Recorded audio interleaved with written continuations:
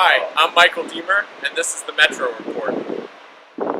The Washington Metro has been struggling in recent years due to a lack of repairs to its infrastructure and the rise of Uber and Lyft. An individualistic culture has also developed in Metro where employees work for their own betterment. However, Metro has been making changes under its new CEO, and a huge potential catalyst in coming years will be Amazon's HQ2 in Crystal City and the more than $100 million annually in regional tax revenue that can go into fixing Metro. With changes to Metro's culture, funding, and alignment and execution, Metro will be back on track for success.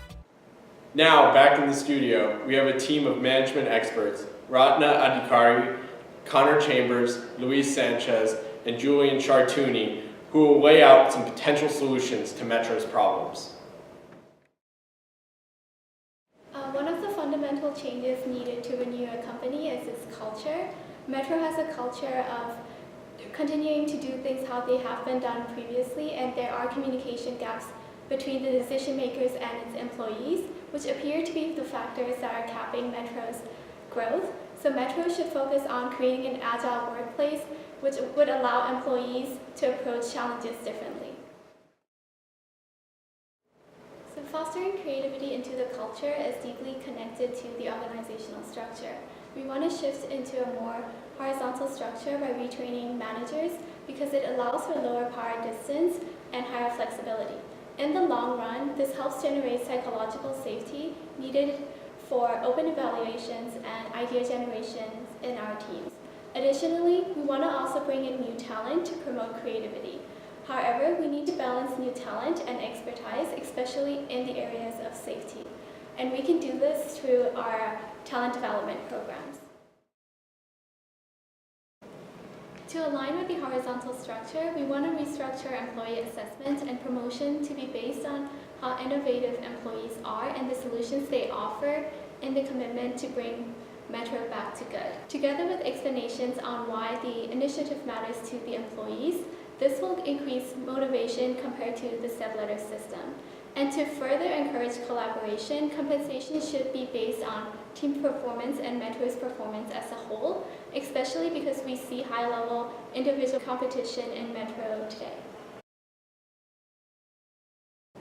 As a jurisdictional government agency, Metro is heavily reliant on government funding to maintain its operations. For fiscal year 2017, only 28.5% of their capital influx came from passenger revenue. Since 41.5% of their expenses are incurred from labor and fringe benefits, revenue has the most profound effect on employee benefits. As they grapple with a new cap of 3% on funding growth from the DMP jurisdictions, Metro must find new ways to generate revenue in order to avoid having to reduce costs and adversely affect the benefits they provide to their employees. An option for revenue increase would be revamping their static magazine-style ads into interactive advertising throughout the station, following a model similar to that of social media platforms. By modernizing their systems, Metro can provide the riders with state-of-the-art technology to ease navigations and charge higher prices to advertisers. Another revenue source for Metro would be adopting a new movie theater-style concession stand revenue stream throughout their stations. Although Metro has a strict no eating or drinking policy, this move could increase revenues as jurisdictions continue to impose conditions on subsidies. Finally, Metro can adopt a new Make People Smile strategy by customizing their stations and buses to make welcoming atmospheres during the festive and holiday seasons. This, coupled with renewal strategies to increase employee satisfaction, can increase revenues indirectly by making Metro a transportation medium of choice for DMV residents. Higher revenues will lead to more competitive salaries and make Metro an employer of choice in the region, even as new threats arise, such as Amazon's new headquarters in Crystal City.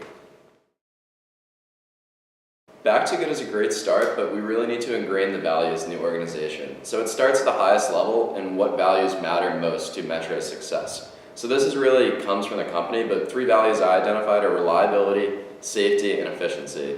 Then moving down from leadership to management, what are some values that leadership should hold? We can look at leading by example, being committed to Metro's cause, and always improving. And then finally, at the lowest level, what values should employees hold? And that should be customer coming first, working for the person next to you, and having pride in the Metro. So they need to incorporate these values into Back to Good to solidify their direction. It's easier said than done, but Metro needs to create a work environment where the values can flow naturally.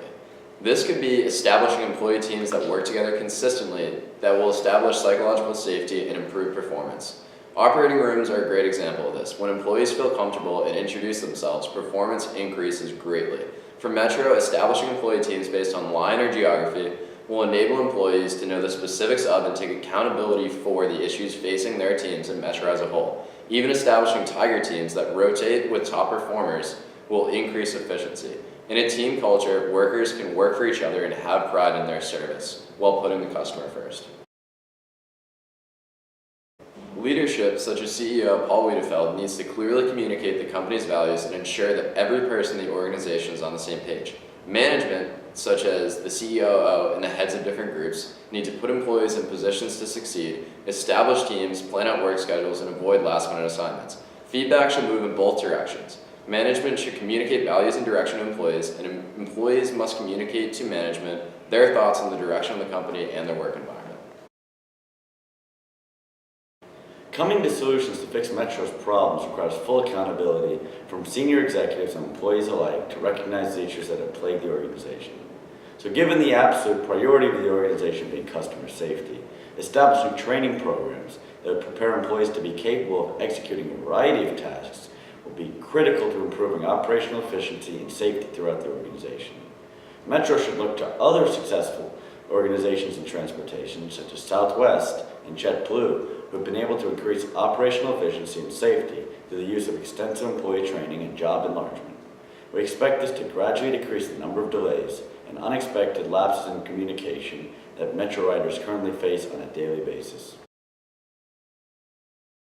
It's no secret that Metro systems across the country have been suffering as a result of the rise of ride-sharing apps such as Lyft and Uber. However, Metro has several opportunities to win riders back. First, Metro needs to integrate its bus system and its train system by offering an affordable rate for unlimited use, unlike the current system which charges consumers for both. Installing technology that will allow consumers to pay with their phones, such as Apple Pay, would greatly increase the appeal of Metrobus, as a significant portion of millennials choose Uber due to the digital, hassle-free method of payment.